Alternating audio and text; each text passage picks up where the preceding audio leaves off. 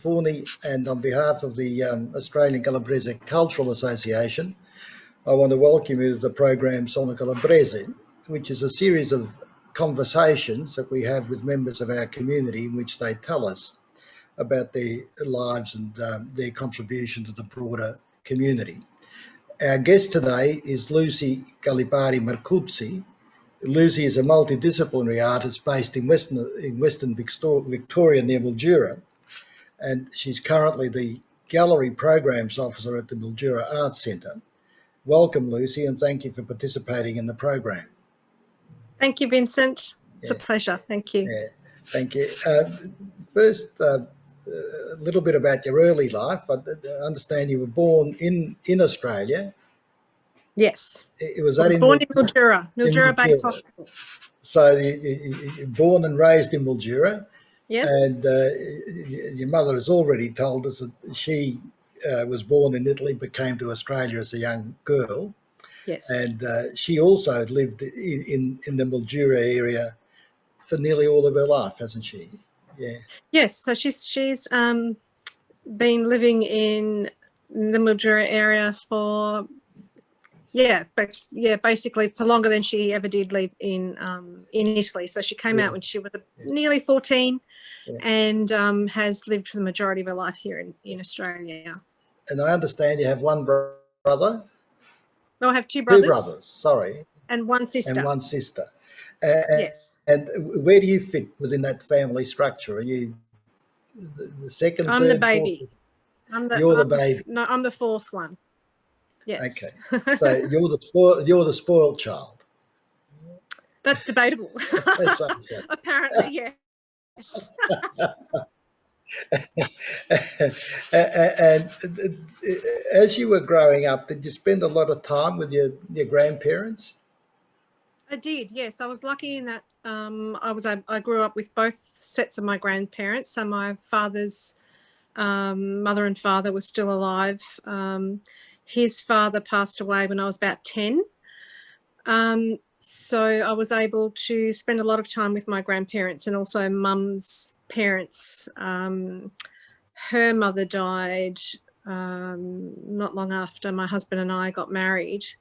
However, my non-law mum's father lived to be 101. So we were lucky that, quite a few generations, got to know Nonno Frank as we... And did you speak Italian or Calabrese within the home? Or Calabrese. At a young age, I had an experience where, in Calabria, there are, we have different towns have slightly different dialects or languages within the towns. And one day I had someone call who was from, still from Calabria, but their nuances were slightly different. So I couldn't quite understand what was being said, being familiar with my parents' dialects.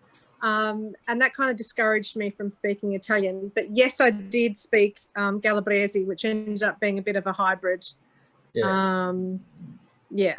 Mishmash. Well, that's all right. And what about school? You went to school in Mildura? Yes. Yep. School in Mildura. So primary and secondary school, studied Italian up until year 10. And then at the time, it was a long time ago. Not that long. At the time, you'd be surprised. At the time,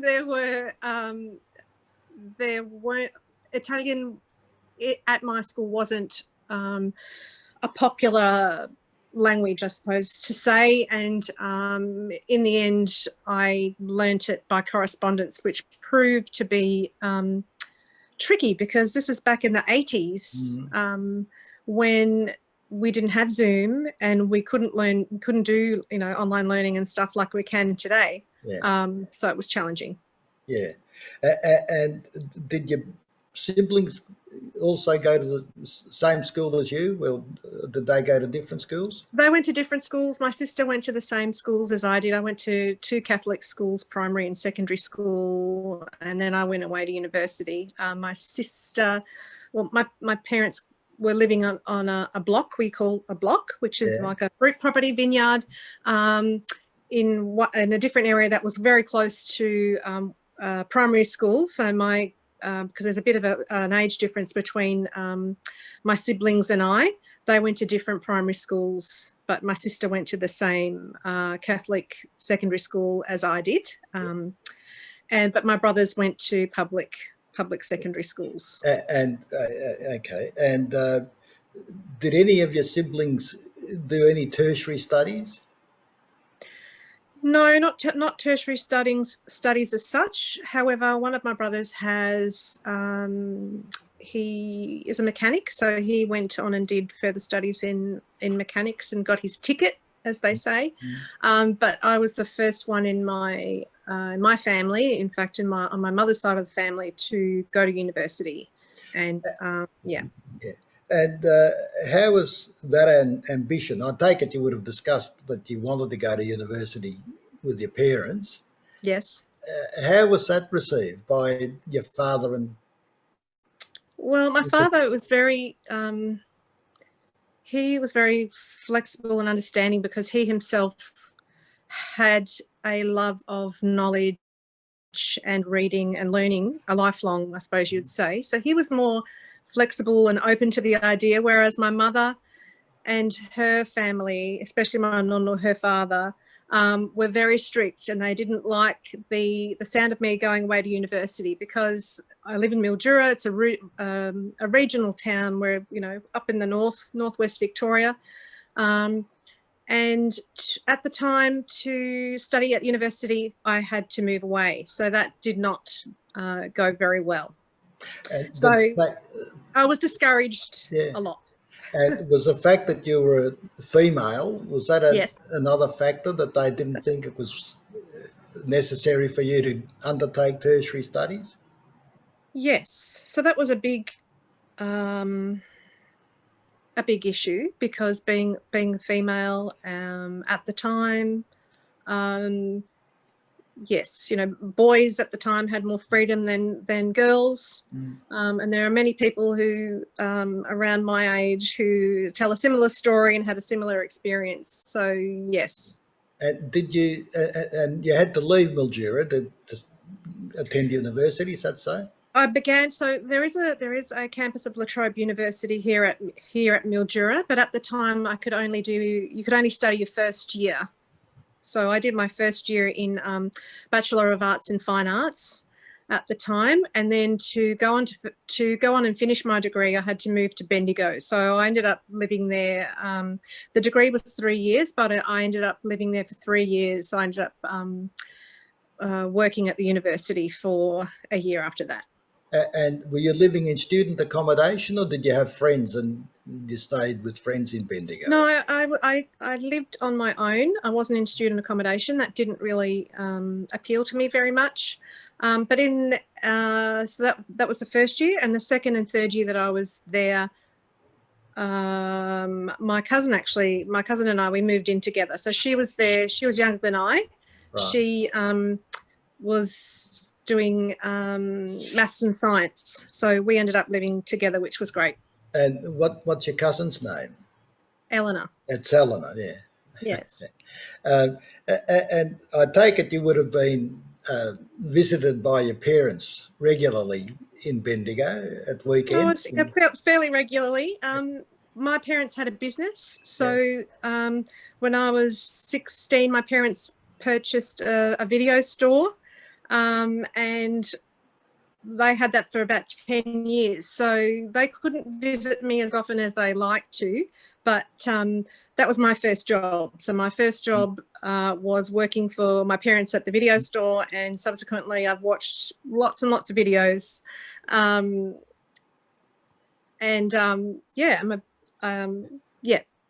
And what motivated you to undertake fine arts as a field of study? Good question. I get asked that a lot. So as a young child, I just always loved drawing. In fact, just the arts in general, performing for the family. I would, my parents, as I mentioned, had a vineyard, so I was the youngest one and the baby, and there was a big gap between me and my siblings. So to keep me entertained, my parents, I would, go down to the block while they were picking or pruning or working in the vineyards, and I would kind of put on a little concert for them and sing songs, just popular songs, and then in Mildura at the time, we only had two channels. We had the ABC and a commercial channel. So I used to watch a lot of television and a lot of cartoons. And I just started one cartoon. I was thinking about that. I think about that often. One cartoon that was really influential was a cartoon called Quick Draw McGraw. And basically he's a horse who could draw. So I started drawing those characters and really just went from there, and I sort of discovered that I was quite good at drawing and just really enjoyed it. And my parents encouraged me, I suppose. So I had that encouragement and just continued with that love of the arts in general.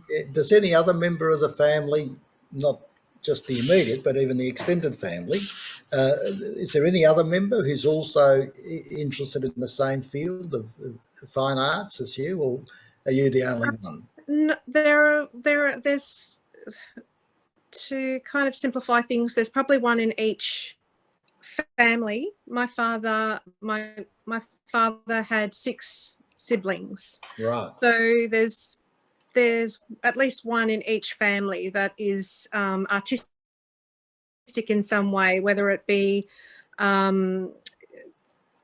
traditionally, artistic as in drawing or painting, performing arts, singing. So there's we all kind of have a love of something. It's in the family, it's in the blood.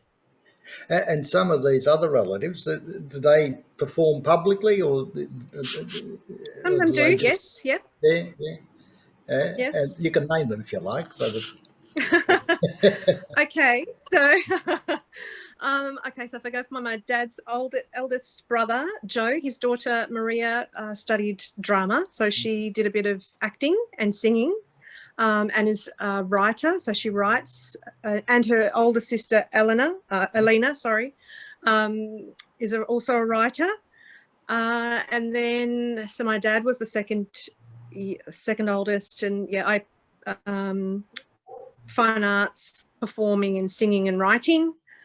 And then my I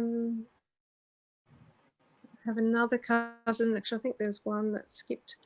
I have another cousin who sings, so my cousin Lisa has a beautiful singing voice, and her sister Rebecca is a talented artist. In fact, their mother is an artist as well. I have I have another cousin, Eleanor. My nonna's name was Eleanor, so there's a few Eleanors. Eleanor, she writes and takes photographs. Her younger sister is an artist as well, is artistic, and then the other sister is into acting, so she does a lot of acting up on the Gold Coast where she lives. I'm having a moment. I'm forgetting. That's quite a list. Now, so you were in Bendigo for 4 years, I think you said, and 3 years. I was living there for 3 years. Yeah. And you then returned to Mildura? Yeah, I returned to Mildura kind of as an interim thing. I was planning on moving to Adelaide. That was kind of a plan. I didn't really have a set plan, but I thought moving to Adelaide. I had a good friend who lived there, and my mum has cousins that live there as well. But then I ended up meeting my husband, so that didn't happen. I stayed in Mildura. Yeah. I began volunteering at Mildura Arts Centre, where you mentioned that where I work, and then was able to gain employment, and I've been working there ever since. About 24 years I've been working at Mildura Arts Centre in some capacity or another. How did you meet your husband? I mean, he was working at my parents' property. So he was a friend of my brother's, and he was just working there one day when not long after I had arrived back home from university. And yeah, we just sort of started talking, and yeah, And ended up getting married. How do these mysterious things happen? mysteriously, yes. So, Hmm. and you didn't know him until you met him at No, I some didn't know time? him. No, Yeah, okay. no. But your parents knew him? Yes, And yes. uh, so, in a way, was it the parents who arranged the meeting, or was it just one of No, those no, fortuitous? just he was just he was just working at Yeah, my parents' it house. So it was- wasn't it was there was no arrangement. My husband Anthony's family was quite well respected. right. In fact, his grandfather was one of the first settlers from Calabria in the Mm, 1930s, late 1930s. yeah, But had never met him. right. Go figure. There you go. And uh, you've done postgraduate studies as well, haven't you? Yes. And where Yeah. did you So do yeah. those? So I went back after it was about 20 years, I think. I went back to I did my honours year because I didn't do that when I originally did my Bachelor of Fine Arts. So I went back and did my honours year in a Bachelor of Visual Arts. It had changed its name by then. And then I went on to do my Master of Fine Arts by Research. And my Master of Fine Arts by Research is specifically about the Calabrian diaspora here in northwest Victoria and the influence. And I interpret that in contemporary visual arts. Were you ever tempted to leave Mildura and come and live in Melbourne, or I was. In yeah, fact, I went for an interview while I was still living in Bendigo for a job there. Obviously, I didn't get it because I'm here. yeah, So at times I have, I thought about, what had happened, but I have no regrets. I'm quite happy being here. Mildura has a very vibrant arts community, and we're very supportive of each other. So, yeah, yeah. I'm And there's a quite very happy. large Calabrese community in Mildura as well, is There there? is, Yeah, yes. Yeah, there is quite a large Calabrese yeah, community here. yeah.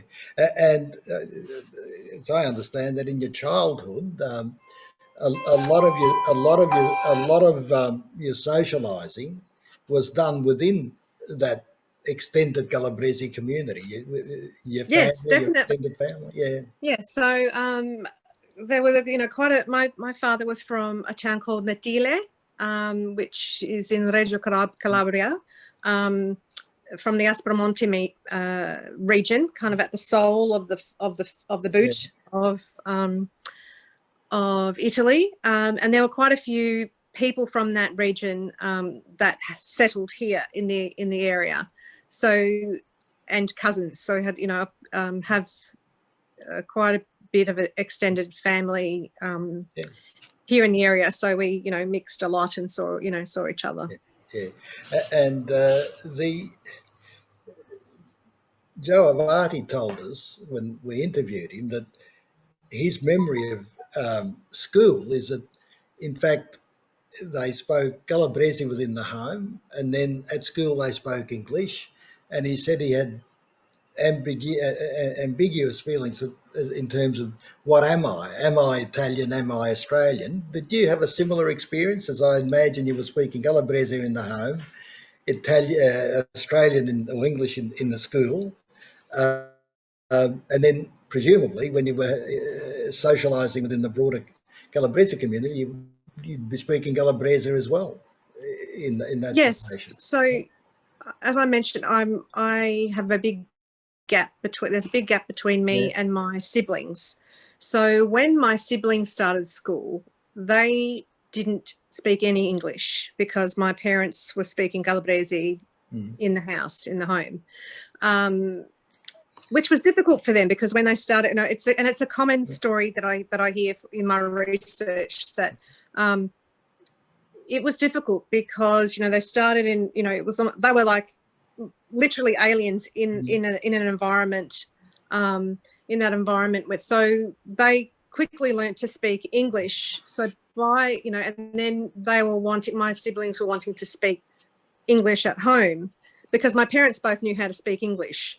Mum learnt at a young age, which she says in her interview.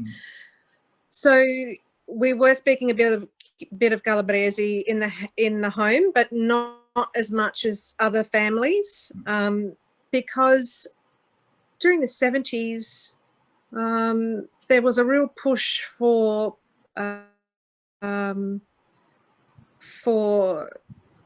people to kind of become Australian. You know, it wasn't trendy at once. Assimilation Yes. was the official policy at the time. Yes. And yes, that's had right. been for a number of years. And Yes. well, what's your recollection of that? Did you feel that, you know, people were being pushed to, as you put it, be Australian or become Australian, and whatever that means? Well, I didn't really notice the difference until I went to secondary school. I had more of an experience of feeling different to other people when I was at secondary school, more so than when I was in primary school. And what made you feel different to the other students? Well, it was people saying things, actually. What sort of things did they say? You know, it wasn't very often, but there were, you know, a couple of examples where, you know, I was called, I don't know, a dago or something. Whereas, you know, when my father used to tell a story, my dad's passed away now, but he used to tell a story that he really hated that term. He hated being called a wog or a dago, because then, you know, in the 50s when he arrived, 50s and 60s, it was a real slight to call someone that name. Whereas now a lot of people of Italian background have really reclaimed that and used that, you know, as a superpower almost, you know. Well, it was hurtful because it was intended to be offensive. Yes, that's right. And exclusionary, and that's why. Yes. And in essence, it was an expression of racism. The usual phrase is "Go home, you bloody dago."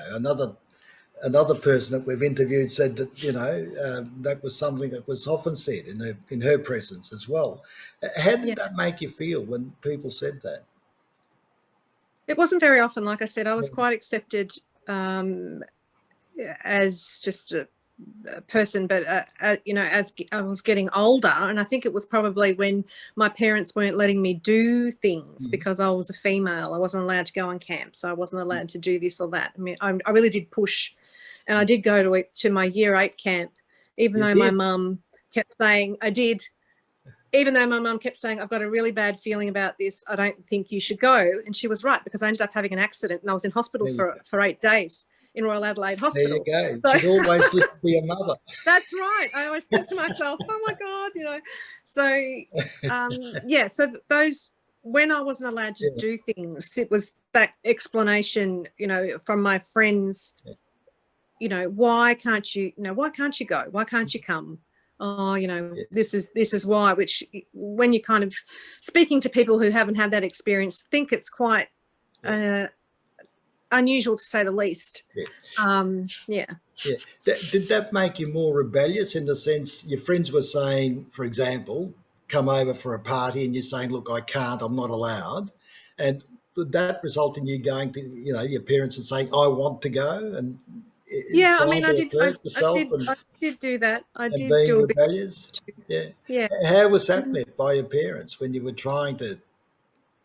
Well, it wasn't. I think it's a common thing. Your parents don't like it when you push back. No, I'm experiencing that now with my teenager, and I think it's just normal. You know, it's that normal exercising your independence. You want to be your own person. However, you have all these layers to you. It's not just you, and you can do whatever you like. You've got layers of your ancestors on top of you that you're having to navigate at the same time. You mentioned camp, and that's clearly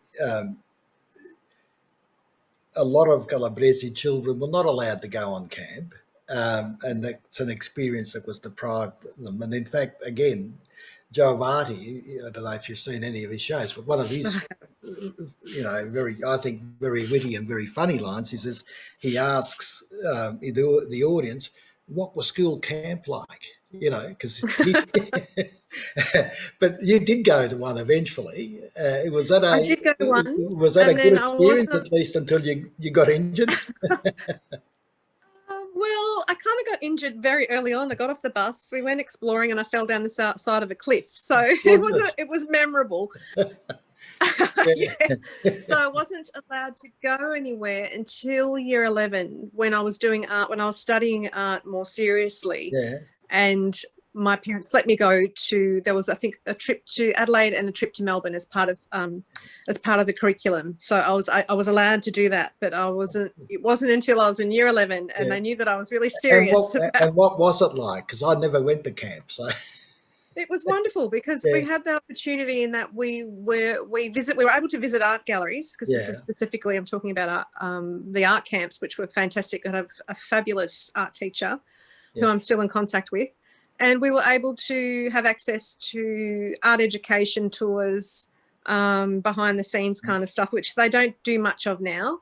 And that was really fantastic. And I suppose in hindsight now, it has influenced in my direction of, where I'm working and that kind of stuff. And I meant to ask you whether there was any one particular teacher or person that was influential in your artistic expression or direction. You I had a mentioned a couple. teacher. Yeah, I Yeah, had a couple. I was lucky in that I had some really fantastic teachers. My right. art teacher, Denise Piggott, was fantastic, and also my English literature teacher, Angela Gravina. They were both really supportive. But I've had some really great teachers, English teachers and homeroom teachers, who have been really supportive, and some of them still live in the local area. So I see them occasionally, which is really great. But we're going to now talk a little about your art, Mm-hmm. if we may. And you've said that your arts practice explores notions of belief, religion, spirituality, Italian cultural practices and customs, the Italian immigrant experience, a woman's place in traditional Italian Australian society, and family. Mm-hmm. That encompasses a fair amount, but it also seems to me that of paramount importance is, in fact, the migration experience that you experience vicariously through your parents and your grandparents. Would I be right about that? Definitely. As I got older, I wanted to know more about their experience because, we should be familiar. There were lots of, the majority of immigrants or migrants who came to Australia from Europe travelled for nearly a month on a boat. And that experience in itself is pretty extraordinary in that, they were kind of experienced that, crossing the threshold of the oceans, coming to a new place, which was, literally foreign and alien to them, and leaving. And many people left behind family that they never saw again, which I don't know that I could do if I was put in their place. I have often said to Mum, I would really love to, if I had the opportunity, I would really love to sail on a boat for for a month. And the other opposite way, just to see what that was like, part of my research. It could be, Yeah, that's good. She thinks it's crazy. Why would I want to do that? Was religious belief discussed within the family as you were growing up? Oh, definitely. We went to church every Sunday. Yeah. And we were lucky in that there was an Italian service every Sunday that we attended, and we were, myself and my sister and my cousins were part of an Italian youth group, the Calabrese Fathers, who were here at Mildura. So definitely had a big influence. And apparently you've said that at these Sunday, I take it was a mass that you went to, but you sang and Yep.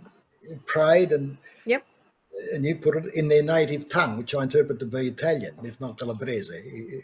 That's right, Yeah. in Italian. So it was really interesting in that even when I go back to church now, because there is no Italian service in Mildura, I still think about whatever part of the Mass is going on, even though it's in English.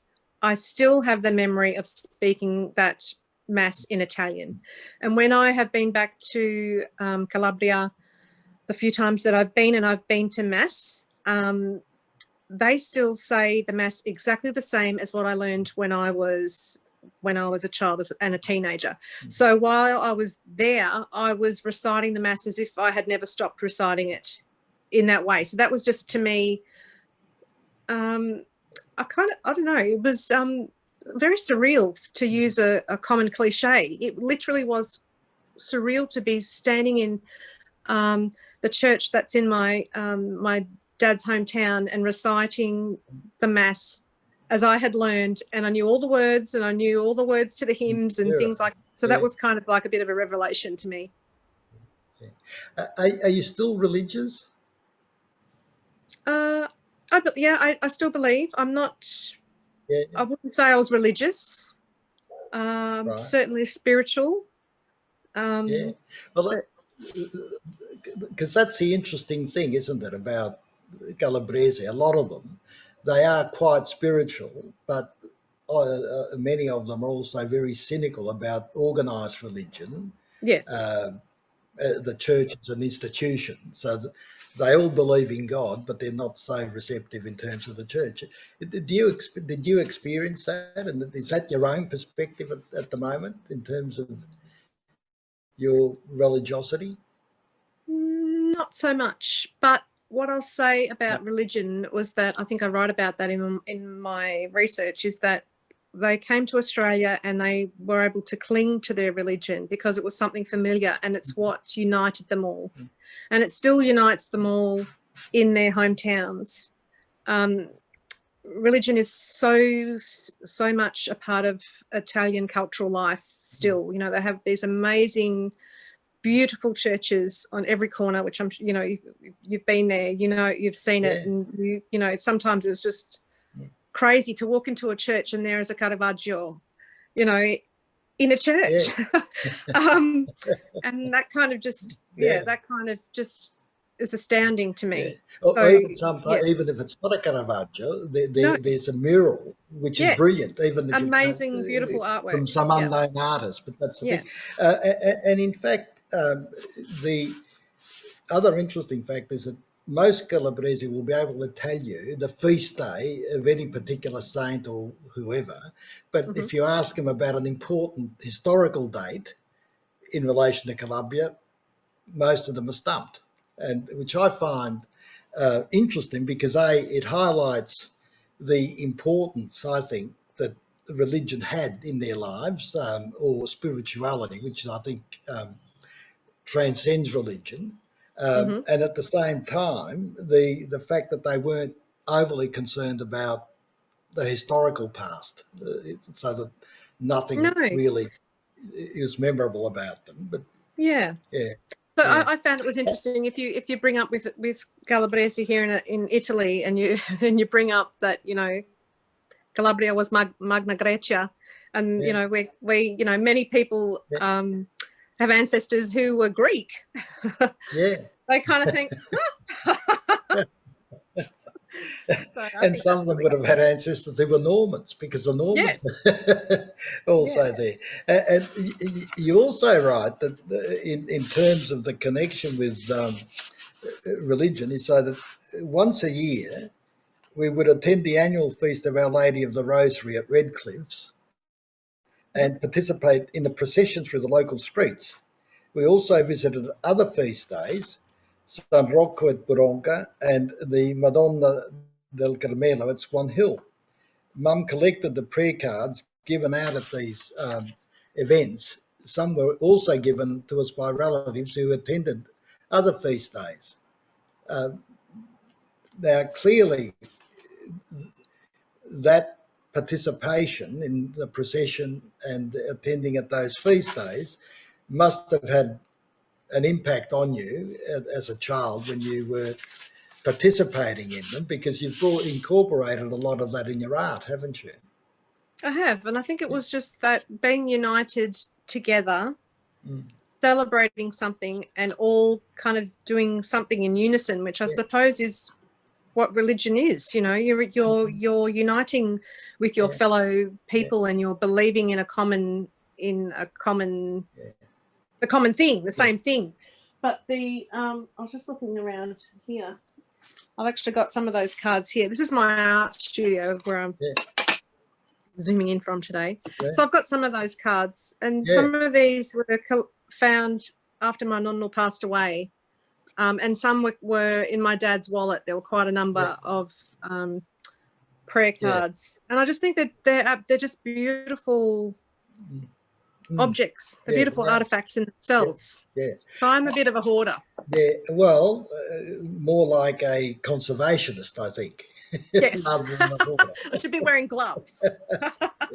One of your exhibitions titled Credo, Beyond Belief, right? What did you intend to signify by the phrase beyond belief? Transcending belief or incredible?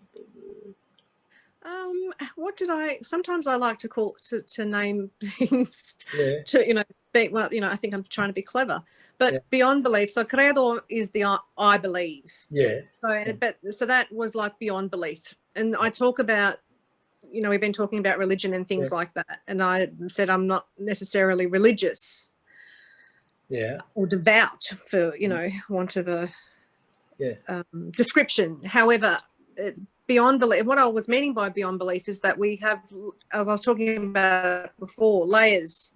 We've got layers to ourselves that aren't just our own layers, they're other people's layers. So we're taking on that knowledge that we've, gained from our ancestors and their ancestors, and, the ancestors that here in Australia that were here before we even came. So beyond belief, and a just very wishy-washy definition I'm describing, aren't I? No, but not at all. Just that a way of knowing that is ambiguous. Well, what I drew from it, having looked at the exhibition, is this: that you start off with belief or credo, and you then extrapolate it beyond, because as I see what you're doing is you're relating objects which were important to your parents and your grandparents and have been and have survived, and you've seen them, and you use these, as you say, as an expression of what their beliefs and expectations were, and they, as you say, were the foundation of your own, or some of your own thinking about the subject. Am I reading too much, or am I? No, I think it's always interesting to hear how other people interpret other people's work. So I wouldn't say that you were wrong or right, because that's your interpretation of it. So, and I think that's really interesting. I think that's a really interesting interpretation. Thank you. No, my pleasure. In another one of your exhibitions, Presenza, again, what does the word presenza connote to you, or what did you intend it to connote to others who were looking at it? So, the presence. So something that a presence can be, you can be present in a moment in time like we are now, although, however, people watching it backward, we're present in a moment in time via Zoom. Or we can be present by the objects and things that we leave behind. There's some people believe that there is a presence imbued in those objects, like I showed you the prayer cards. And in fact, you can probably see out of the corner of this that there's a drawing of the shoes. They're a drawing of my nonno's shoes. So my nonno Francesco. So their presence. So that whatever is left behind, again, is it that, or is it that in fact the objects that belonged to people is a means of what might be called continuing presence. In other words, you pick up your nonna's shoe, which he wore, and that triggers memories of your nonna because the shoe represents part of your nonna. Is that again? That's how I interpret what you're Yeah, trying to definitely. allude to. And I suppose Yeah. we all come to objects, and we all come to things differently. So my experience of the shoes, for example, would be different to my cousin, for example. So yes, our memories, we project our own memories and our own thoughts and our own aspirations, for want of a better word, to the objects that we hold on to, and the memories that we, that those things that we recall, and that, the channeling through the object. Well, very metaphysical, what we're talking about.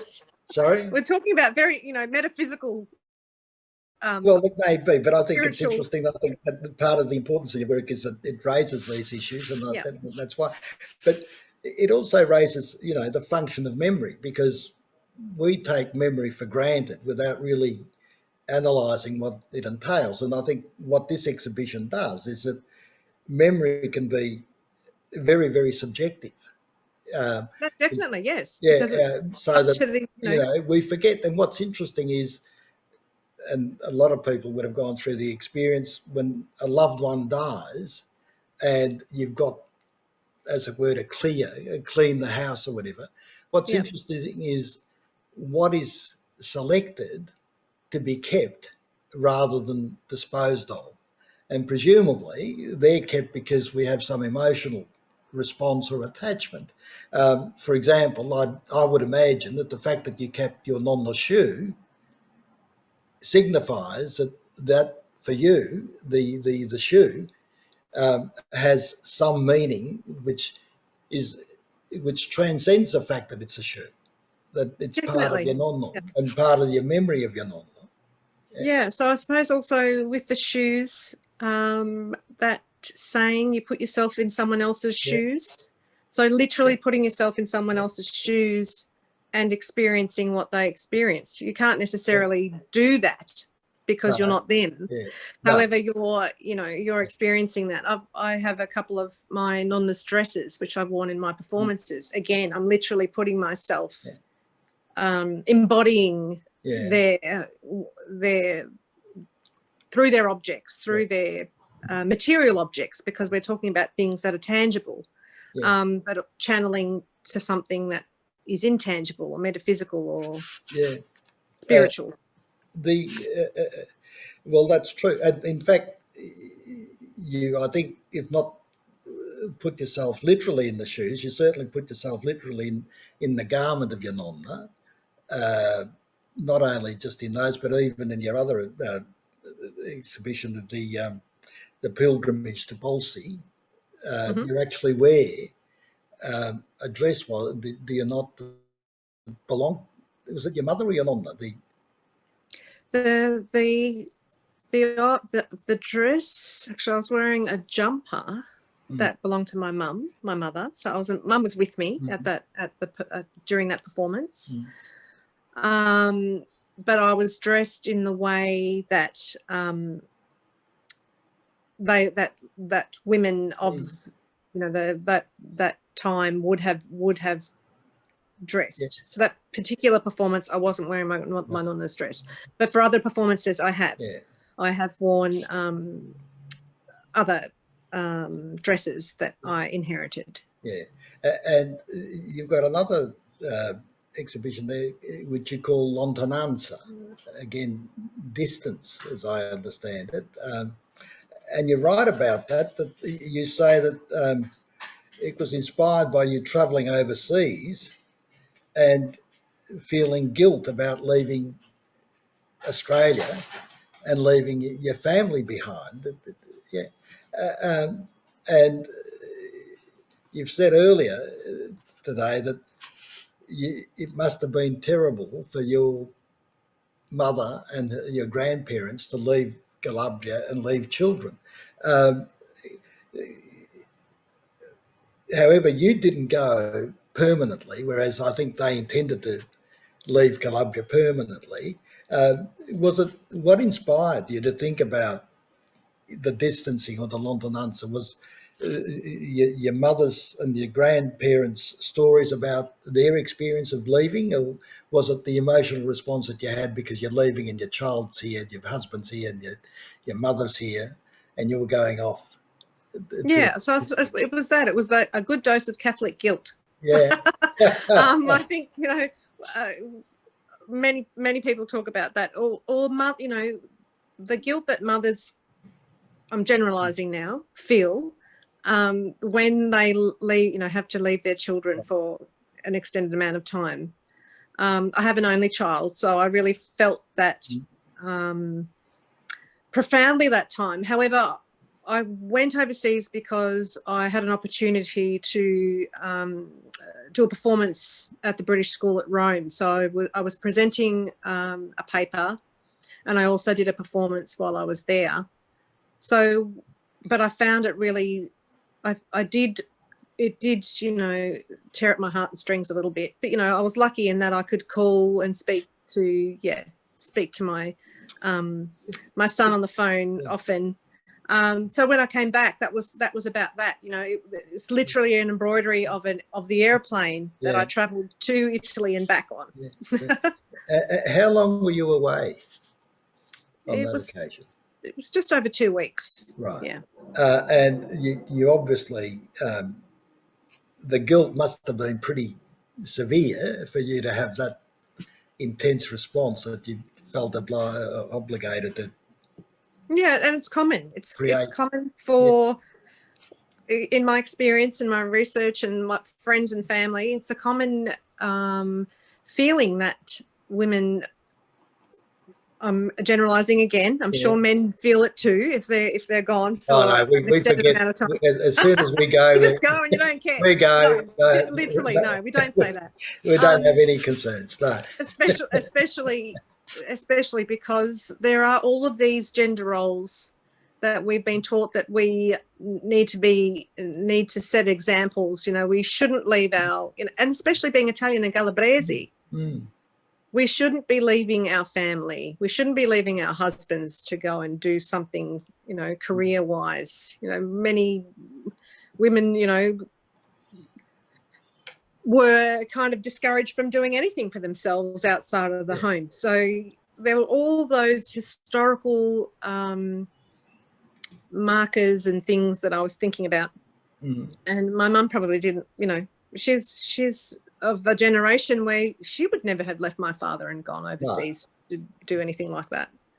But what I was doing while I was overseas was honouring the women who had come before me and giving them a presence and giving them a voice in a situation where they would never have had the opportunity to do so themselves. But do you think it also illustrates how, probably at a subconscious level, you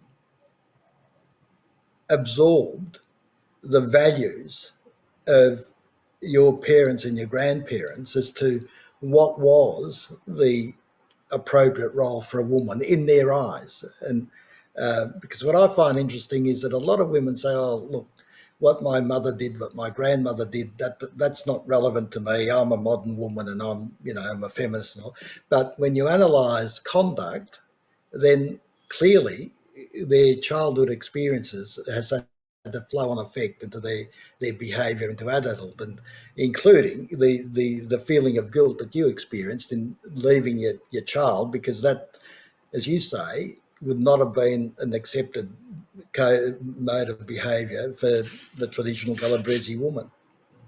No, that's right. And I think that's something that we navigate every day. It's not just that. It's we have these roles that we feel we should be adhering to, and a lot of them are historical. And sometimes some of us feel, that we kind of need to challenge them, even though it is very difficult, I have to say, because of the guilt and you're constantly reminded. You know, if you're not reminded yourself, someone reminds you. Someone will say, you know, blah blah blah. I wasn't able to do that, or I would never be able to do that. That kind of thing. So we're constantly negotiating, not just women but men too, of how we should be and how we shouldn't be, which and that's what makes your art pertinent, and interesting. Essentially, that's that. So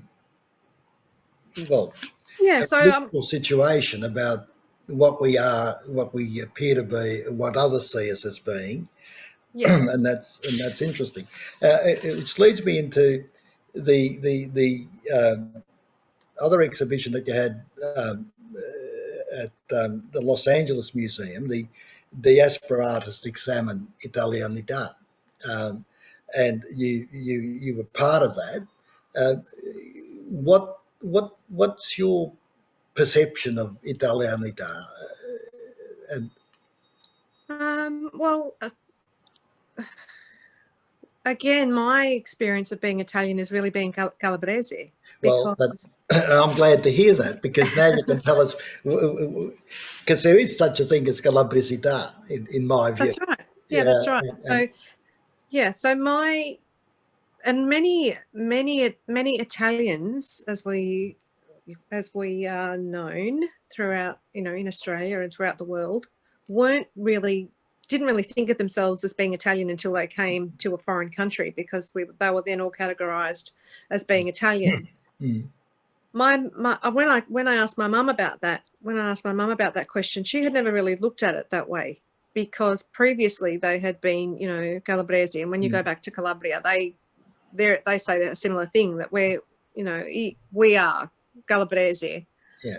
However, we're in Italy, so we are in Italy. Italy is a unified country now. You know, we don't have all our little factions, but still there is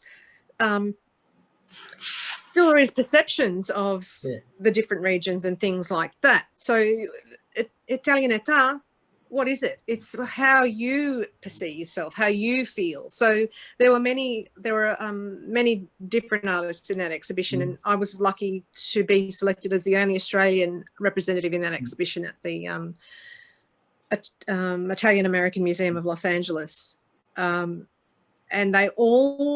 we all approached it from different perspectives, different mediums, different ways of expressing our Italianness. Some of very well-known Italian American artists. So I was very honoured to be included in that show. And some were like me in that they, only kind of sort of starting out, or, you know, kind of mid-career artists. So, so being Italian is a sense of who I am, and that's been passed down to me by we've been discussing my family, my parents. Essentially, it's a matter of identity, isn't it? It is, yeah, and we all identify differently. You know, I will identify differently to my husband, for example, or my son, or my cousin, or a stranger who lives down the road who, you know, is also Italian. We all interpret things differently. Yeah, that's good. The final artistic work I want to discuss with you is the one that you've headed, Pilgrimage to Polsi, which is where you took a video of following the footsteps of people who went on the procession in Polsi on the feast day of the Lady of Polsi, which is a very famous feast day, not just in Calabria, but it's internationally known, as I understand it, and people from all over the world attend the feast day and participate in the procession. But you dressed in the way that women of the 50s, I'd imagine, would have been dressed if they'd participated, except for one thing, that you had, I think, a red scarf over a black dress, which is an amazing contrast, obviously. And I think, who did the scarf belong to? Was that your mother's? No, my mother would never own anything that was red, Right. because She was in mourning. although when she was younger she had a red dress. Yeah. And my nonna had a red dress when they first came from Italy. My nonna's migration dress, in fact, was red. It was a deep red silk. But after my nonna's son, my uncle, passed away, no one in the family, or, you know, my mum or my auntie or my nonna especially wouldn't wear anything that was too bright. Yeah. Because that would, to them, was, if they were wearing bright colours, it was like they were celebrating. Whereas when you're in mourning, you wear subdued colours. You wear black because you're sombre. Yeah, I think the Calabrese expression is that portare luto, you know. That's right. And that can extend for literally 30 or 40 years. Yes, in a lot of years cases. and years. Yeah. Yeah. Yeah. So that scarf was mine. Right. Actually, I think that scarf was my sister's. So it was a scarf from the 1980s. But my incorporation of the red scarf was a contemporary twist, I suppose, and that I was in all black, and yet there I was walking the pilgrimage to Polsey, where my father had, when he was a young boy, been before with some of his brothers, not all of them, because from Netile, where my dad was born, which is now called Netile Superiore or Netile Vecchio, they walked. So, you know, I think it was a day or 2 days or something that they would walk. And quite often the women and the men would walk barefoot because for penance, because they, you know, had to feel the pain of walking all the way to be feeling worthy to attend the festa, the festival. And the Polsey is located in the mountains, so in Aspromonte. It's quite difficult to get to. And when we went, I had the intention of walking, doing the same thing. However, there had been quite a bit of rainfall, and there were landslides falling. There was danger of falling rocks. So we travelled by minibus, in a small minibus, with the local priest, 2 local priests, and my mum and my friend that accompanied us, and my son, and the beautiful lady that we stayed with in Calabria, who had originally migrated to Australia as well, and then she moved back. So we all took the minibus up to Polsey, and then it was quite uncanny in that I got out of the bus and I just felt, again, feeling wishy-washy. It was just a feeling of overwhelm, and feeling almost feeling like I was walking with my ancestors. And I definitely felt my father's presence and my nonna's presence walking. And the video that was taken really captures that, and walking into the church. It was very emotional to see the Madonna, who I had heard so many stories about. Yeah, and that's interesting, again, because you mentioned that some of them walked barefoot in the past in order to presumably expiate their sins. But as I understand it, once the procession was over, and certainly at the present day, there's a lot of festivities. In other words, people then enjoy dancing, eating and music. Was that also, did you experience that when you did your walk that's depicted in the video? No, because it was when I went with my mum, it was October. So the time for the festi is August, September. Ferragosto is August, and September they have many festivals. Right. So we were really lucky in that we had the church to ourselves. Yeah. So it was especially eerie when we were there. Yeah. Some would say that that's an aspect of nostalgia, you know, that we long back for a past which we glorify as being better, although in reality it wasn't. Was that part of your experience when you took that walk on your pilgrimage to Polsey? Yes, it was definitely a trip into nostalgia for me. But I don't necessarily think that it was a better time, because I'm a contemporary person living in contemporary current day. But it was just something else to. It's not, like something. I don't mean something else. I mean, it was just something so profound to be able to visit that place. And especially the day that we visited, it had a very strange presence to that place. There was a mist coming off the mountain. Yeah. And would you describe it as a religious experience or simply an emotional experience that you felt on that day? Probably, emotional, spiritual experience, I suppose, in the the way that we say religious experience. So you can have a religious experience. Some people have a religious experience going to their favorite restaurant or something. That profundity and that profound feeling, definitely experienced there. Yeah. And you also you do, if I don't use the right term, believe me, but is it crochet or needling? Crochet. Is that the word in Calabrese? Crochet, embroidery. So embroidery. I have incorporated sewing, embroidery, and crochet in my arts practice. And the word regame or regamare, is that the embroidery? That's the embroidery. And when you were talking about the lontananza, that was an embroidered artwork. Right. So those aspects I have incorporated into live performances. So I've done a sewing performance in the window of a commercial art gallery here in Mildura, where I was using my mother's pedal-powered sewing machine. And I made an imagined migrant's wardrobe of what someone at the time would have needed. Bras, undies, petticoat, an outfit, a makotura for my head. And the embroidery then came as an extension. I also started drawing Calabrian proverbs.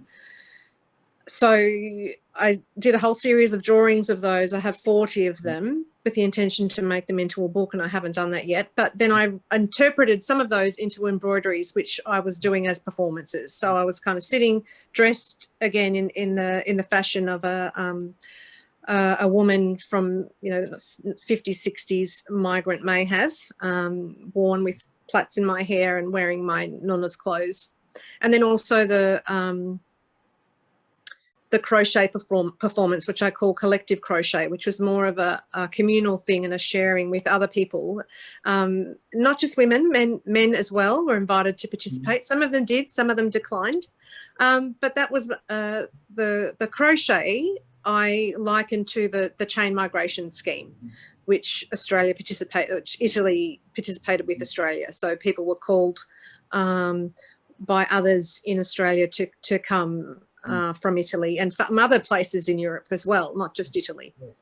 So just reinterpreting those aspects of migration that my parents and ancestors experienced. And you obviously must have learned to embroider as a child. Did your nonna teach you, or did your mother? No, I taught myself. So when my mother learnt to embroider before she left Italy. So from the age of 9, she started learning embroidery because it was an expectation that women would embroider their corredo or their glory box items. So she would go every day after school. She would learn embroidery from the local teacher. But when Mum and her grandmother and her mother, I should say, my nonna, came to Australia, they didn't have time really for teaching. I mean, at night time after they were working, because when they first came to Australia, as Mum says in her interview, they had to go out and work. So they were working on the farms and on the blocks and in the vineyards, orchards, working. And then they really only had time to sew at night time, then. So as we were children, they were busy because they were still working in the blocks, and we were active children. So it wasn't until later in life that once I started kind of exploring the research, that Mum and I had seen Mum's embroidery, because it's beautiful. I still have quite a bit. So we were able to reconnect through that. So I would say, how should I, can you show me this stitch? So it was a reconnecting and a igniting a tradition that was being lost, which was really special as well. Yeah, and that's very, very true. And the final aspect is this: how do you, how would you describe art and identity? And does your Calabrese background define your art, or does your art define you? It's one of these questions about the act of creation, as it were. Is it because... I don't know. And I'm not sure whether it's because of why. I don't know. It's a bit like the chicken and the egg. The act of creation, what came first, the inspiration or the act of creating? But for me, as I've mentioned, I've always have been creative, and I have come back through a wanting to know more about my past and my history and my ancestry and my family and other reasons, research, to interpret, to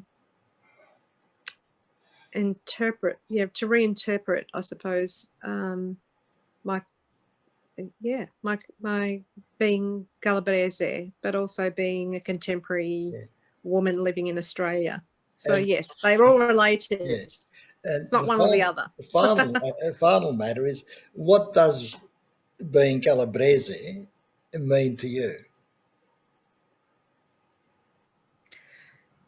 What does it mean to me? I don't. It's a hard kind of thing to put into words. So it's I suppose it's everything. It's who I am, and I don't suppose you can kind of understand or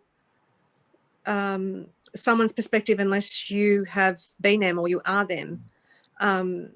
So what being Calabrese means to me is my family, definitely. So definitely connected to my family, and history and research. It's such the history of Calabria is so rich and diverse, and we only really know such a small amount of common knowledge of what Calabria is or was.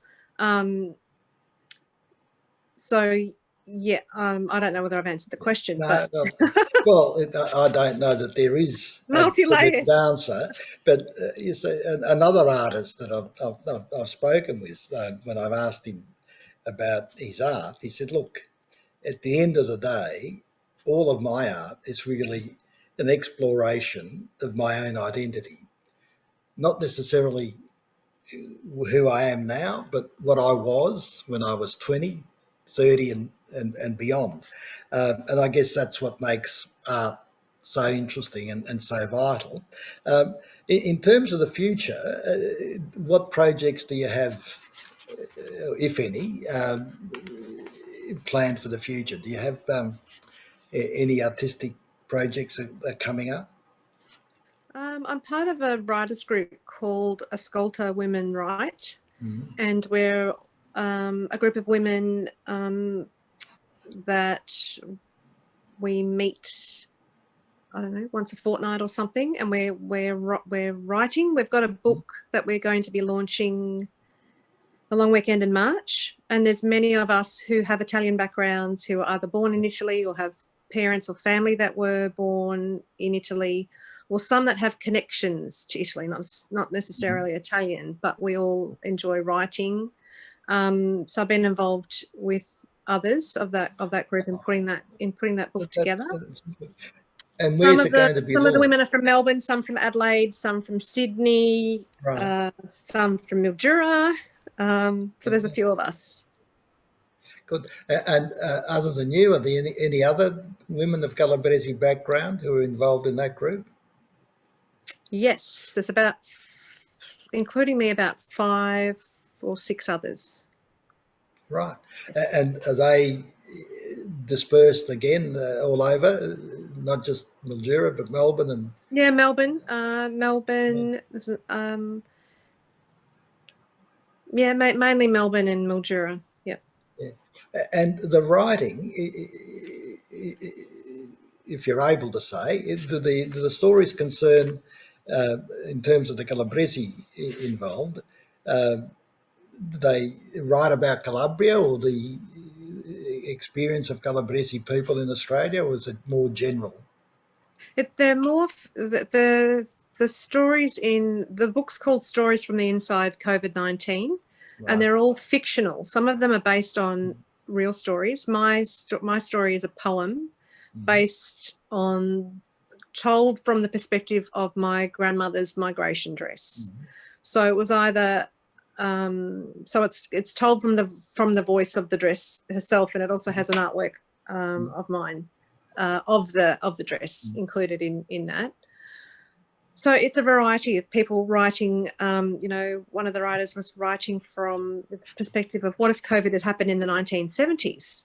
Right. How would we have educated ourselves? Yeah. Some are writing about their experiences, or many were writing about their experiences of COVID. Some were fictional and some were based on reality. So yeah, a really interesting and diverse mix of. And will the launch take place in Melbourne or in Mildura, do you think? The launch will take place in Mildura, but it will be zoomed to Melbourne via COASIT. Okay. Oh, right. So COASIT's going to host the launch, and that's good. And other than that, are there any other projects that you've got in line? I'm constantly creating. So yeah, I've usually got a drawing or two or a painting or two on the go. But COVID kind of put a bit of a dampener on things. I had planned to travel overseas again this year, but that who knows when that will happen. So that's just kind of been put on. Yeah, I mean, that's one of the detrimental effects of COVID, leaving aside the sickness. But, you mentioned Zoom. One of the beneficial aspects is that now people are utilising digital platforms, and in a way we've become closer, although still distant through Zoom. But what it does mean is that physical presence is very difficult, especially if you want to travel overseas. I don't think we'll be travelling overseas for the next 2 years, but I hope I'm wrong. But it wouldn't be considered to be safe. And we should say, you do have a web page, and if you can give the address, people can go to it and see all of your... I have a website. A website, yeah. All lowercase. It's a very long word. Doesn't matter. So it's my name. Yes. Luci Callipari Marcuzzo.com. So it's LuciCalipari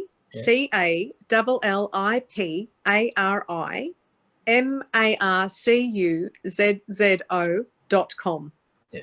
Again, Good. it's very long. No, it's very, and I recommend that people actually visit the site and see the work that you've done and the work that you will continue to do. And thank you very much for participating in our program. And obviously, you're someone that can be a role model for all women, I think, not just Calabrese women. In what they do, and I look forward to the new book and reading the story in it. And if I can, I wouldn't mind making contact with those other Calabrese writers that you referred to as participating in that book. And thanks again, and good luck for the future. Thank you very Thank you. much, Vincent. Very lovely, kind words. I really appreciate it. Thank you. And thank you for the interview.